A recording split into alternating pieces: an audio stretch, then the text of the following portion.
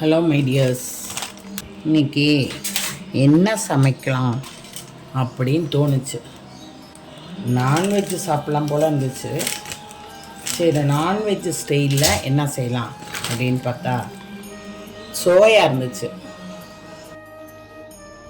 Mutton Cola செய்கிற மாதிரி, chicken Cola செய்கிற மாதிரி சைவத்தில் சோயாவை வச்சு அழகான ஒரு கோலா உருண்டை, சூப்பரான சுவையான கோலா உருண்டை செய்யலாம் வாங்க.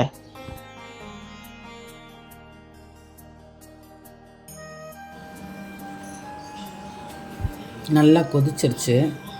ஆஃப் பண்ணிவிட்டு தண்ணியை வடிகட்டிட்டு புழிஞ்சு வச்சுக்கலாம். கொஞ்சம் ஆறட்டும். நல்லா வடிகட்டியாச்சு. இப்போ இதை நல்லா புழிஞ்சு எடுக்கணும். தேவையான பொருட்கள் பாருங்கள்: சின்ன வெங்காயம், பச்சை மிளகாய், கொஞ்சம் தேங்காய், புதினா, கொத்தமல்லி, கருவேப்பிலை, கொஞ்சம் பூண்டு, இஞ்சி, சீரகம், சோம்பு, பட்டை, கிராம்பு, ஏலக்காய், இது புழிஞ்சி வச்சது, பொட்டுக்கடலை, உப்பு, எண்ணெய். மற்றதெல்லாம் தண்ணி விடாமல் அரைச்சிடலாம். சோயாவையும் தனியாக அரைச்சிடலாம். அதையும் மிக்சியில் போட்டு அரைக்க போகிறேன். சோயா அரைச்சாச்சு.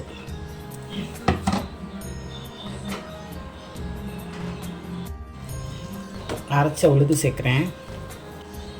அடுத்து பொட்டுக்கடலை பவுடர் தேவையான அளவு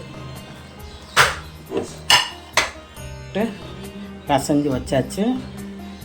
எண்ணெய் சூடு பண்ணி பொரிச்சு எடுக்கணும். ஊற்றிட்டேன், பொரிச்சு எடுக்க போகிறேன். மிதமான தீயில வச்சு பொரிச்சிட்ருக்கேன். சோயா கோலா ரெடி ஆயிடுச்சு. சாப்பிட்டு பார்த்துட்டு எப்படி இருக்குன்னு சொல்லுங்கள். நாங்கள் சாப்பிட்டோம், நல்லா இருந்துச்சு. நீங்களும் சாப்பிட்டு பாருங்கள்.